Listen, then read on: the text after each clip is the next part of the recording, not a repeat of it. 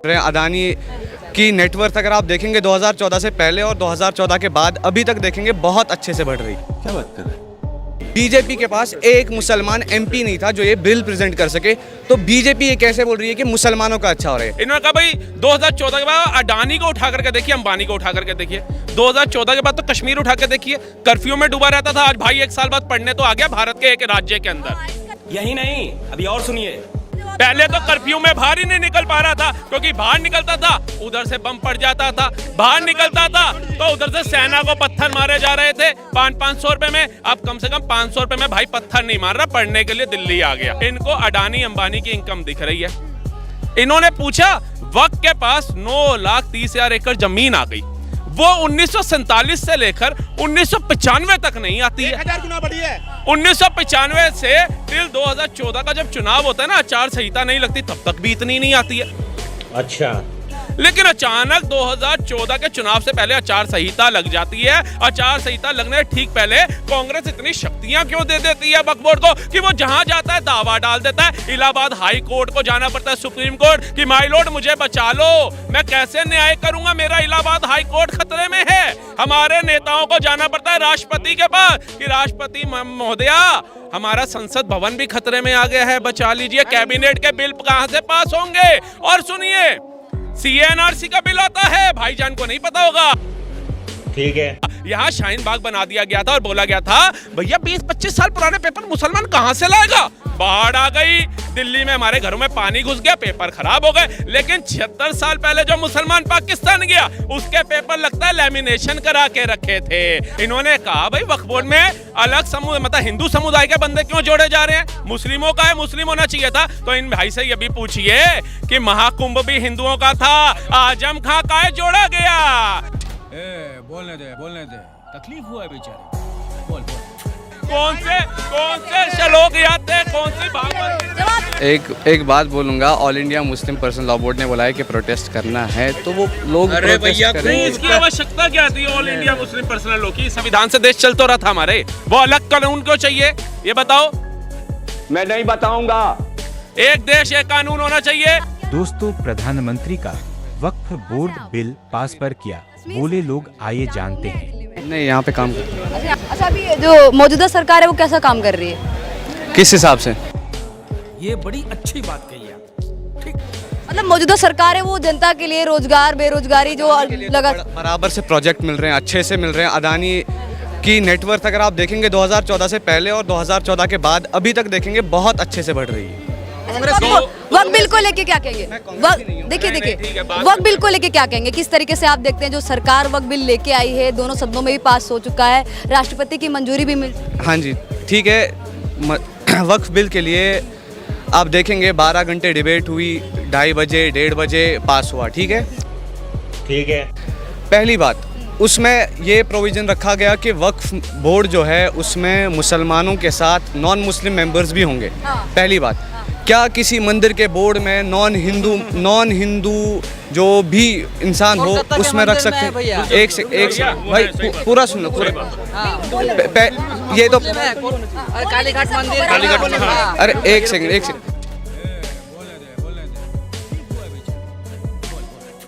दूसरी बात, इन्होंने बोला कि ज़मीन का मसला है, 9 लाख एकड़ ज़मीन वगैरह ये सब है। उसमें अगर आप देखेंगे पार्लियामेंट में भी किसी पॉलिटिशियन ने कहा, याद नहीं है, कि जो 4 साउदर्न स्टेट्स हैं, आंध्र प्रदेश, तेलंगाना, तमिलनाडु और कर्नाटका, शायद ये 4। हाँ, कपिल सिब्बल ने बोला, ये 4 हैं कि इनमें 8 एकड़ की ज़मीन है, 8 लाख एकड़ की ज़मीन इनके मंदिरों के बोर्ड के पास है। जब वहाँ पे ज़मीन नहीं दिख रही, यहाँ पे ज़मीन कैसे दिख रही है? और एक बात, यही नहीं, अभी और सुनिए। बीजेपी के पास एक मुसलमान एमपी नहीं था जो ये बिल प्रेजेंट कर सके, तो बीजेपी ये कैसे बोल रही है कि मुसलमानों का अच्छा हो रहा है। और एक बात इन भाई साहब ने कही हलाला की, अगर आप कुरान खोल के देखेंगे, कुरान में लिखा है लानतुल्लाहि अलल हलालिन व हलालत, मतलब आयत शायद बराबर कोट नहीं कर रहा हूँ, लेकिन ये लिखा है कि लानत हो उस बंदे पे जो हलाला करे और करवाए। मौलाना के लिए बोला, अच्छी बात है, अच्छी बात है, ताली बजा दो भाई मौलाना के लिए। अब मैडम एक चीज मेरा जवाब दे लूं, बहुत लंबी इन्होंने लिस्ट बना दी। इन्होंने कहा भाई 2014 के बाद अडानी को उठा करके देखिए, अंबानी को उठा करके देखिए, 2014 के बाद तो कश्मीर उठा के देखिए, कर्फ्यू में डूबा रहता था, आज भाई 1 साल बाद पढ़ने तो आ गया भारत के एक राज्य के अंदर। इतने तेजस्वी लोग हैं हमारे पास। पहले तो कर्फ्यू में बाहर ही नहीं निकल पा रहा था, क्योंकि बाहर निकलता था उधर से बम पड़ जाता था, बाहर निकलता था तो उधर से सेना को पत्थर मारे जा रहे थे 500 रुपए में। अब कम से कम 500 रुपए में भाई पत्थर नहीं मार रहा, पढ़ने के लिए दिल्ली आ गया। ठीक है जी, ठीक है। उसके बाद आप आइए, इनको अडानी अंबानी की इनकम दिख रही है। इन्होंने पूछा वक्त के पास 9,30,000 एकड़ जमीन आ गई, वो 1947 से लेकर 1995 तक नहीं आती है। 1000 गुना बढ़ी है। 1995 से टिल 2014 का जब चुनाव होता है ना, आचार संहिता नहीं लगती, तब तक भी इतनी नहीं आती है। लेकिन अचानक 2014 के चुनाव से पहले आचार संहिता लग जाती है। आचार संहिता लगने ठीक पहले कांग्रेस इतनी शक्तियां क्यों दे देती है वक्फ बोर्ड को कि वो जहां जाता है दावा डाल देता है। इलाहाबाद हाई कोर्ट को जाना पड़ता है, सुप्रीम कोर्ट, कि माय लॉर्ड मुझे बचा लो, मैं कैसे न्याय करूंगा, मेरा इलाहाबाद हाई कोर्ट खतरे में है। अरे बाप रे, ये तो धोती खोल रहा है। हमारे नेताओं को जाना पड़ता है राष्ट्रपति के पास कि राष्ट्रपति महोदया, हमारा संसद भवन भी खतरे में आ गया है, बचा लीजिए, कैबिनेट के बिल कहां से पास होंगे। और सुनिए, CNRC का बिल आता है, भाईजान को नहीं पता होगा, यहाँ शाहीन बाग बना दिया गया था और बोला गया था भैया 20-25 साल पुराने पेपर मुसलमान कहां से लाएगा।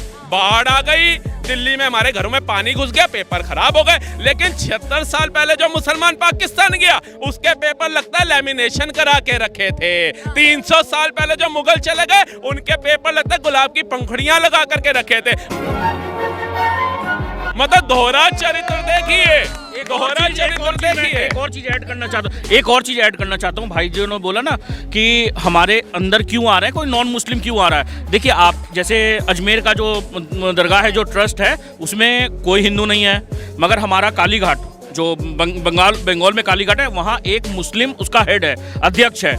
और दूसरी चीज, वक्फ बोर्ड कोई ये नहीं है, कोई मतलब वो एक संस्था जो पैसा लूट रही थी।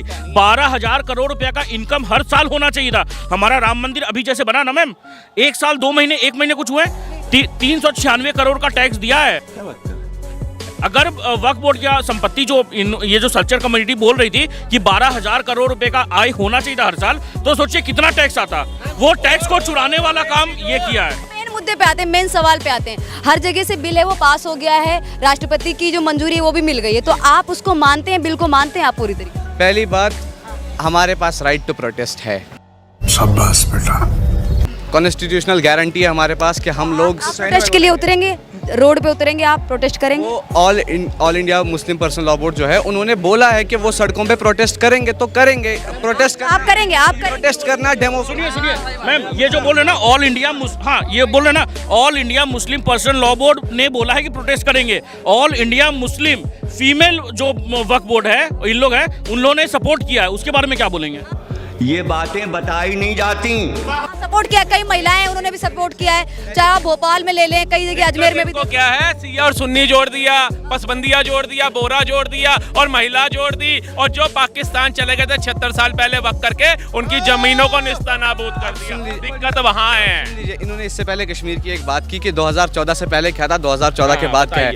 मैं बोलूँगा 2019 के बाद अगर कश्मीर में कुछ बड़ा है तो वो ड्रग्स की कंजम्पशन बढ़ी है। कश्मीर में ड्रग्स से लत पत लड़के देखेंगे आप।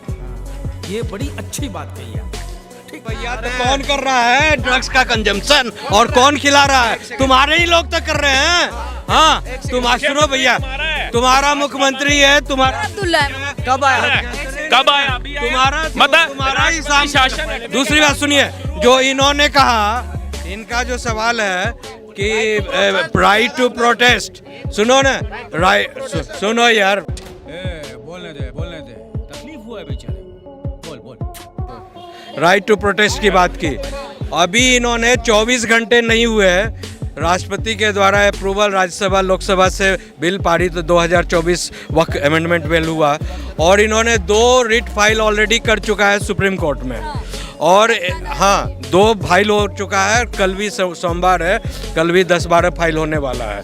लेकिन एक सेकंड, अब सवाल इनसे ये पूछिए, इन्होंने अभी कहा था राइट टू रिलीजन की बात कही थी, तो रिलीजियस फरवैडिजी जो है रिलीजियस पॉइंट ऑफ व्यू से वक्फ बोर्ड को कहाँ छेड़ा गया है ये बता दो। हाँ बताएंगे आप। ये तो सिविल प्रॉपर्टीज मैनेजमेंट एक्ट की बात हो रही है ना। इतने भी अभी मुझे एक और बात बता दूं आपको। हाँ, योर क्वेश्चन। आप स्टूडेंट हो ना, तो फॉर योर काइंड इंफॉर्मेशन 1923 में फर्स्ट मुसलमान वक्फ आया था, ब्रिटिश इंडिया ने लाया था, ठीक है ना। और उसके पहले 1808 में सिविल कोड बना हुआ है, वो भी ब्रिटिश इंडिया ने बनाया था। उसके बाद देखिए वक्फ बोर्ड का हिंदी में दान होता है, अंग्रेजी में डोनेशन होता है। ये बड़ी अच्छी बात कही है। ठीक है। अब सिविल कोड कहता है 1808 का, आज भी वो जारी है, आज भी वो चल रहा है सिविल कोड, कि जब तक जो भी प्रॉपर्टी है दान लेना और देना, जब तक दान देने वाला और दान लेने वाला दोनों एक दूसरे को स्वीकार लिखित रूप से नहीं करेंगे तब तक वो वैलिड नहीं माना जाएगा। तो ये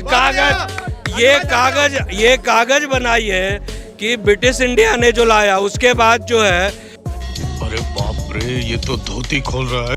अभी इंडिया टुडे की रिपोर्ट, रिसर्च रिपोर्ट बता रहा हूँ आपको, इंडिया टुडे का लेटेस्ट रिसर्च रिपोर्ट है, उसमें ये कह रहा है कि 2013 के पहले वक्फ बोर्ड पर 23,000 एकड़ लैंड है पूरे इंडिया में। और 2013 के बाद ठीक है वकील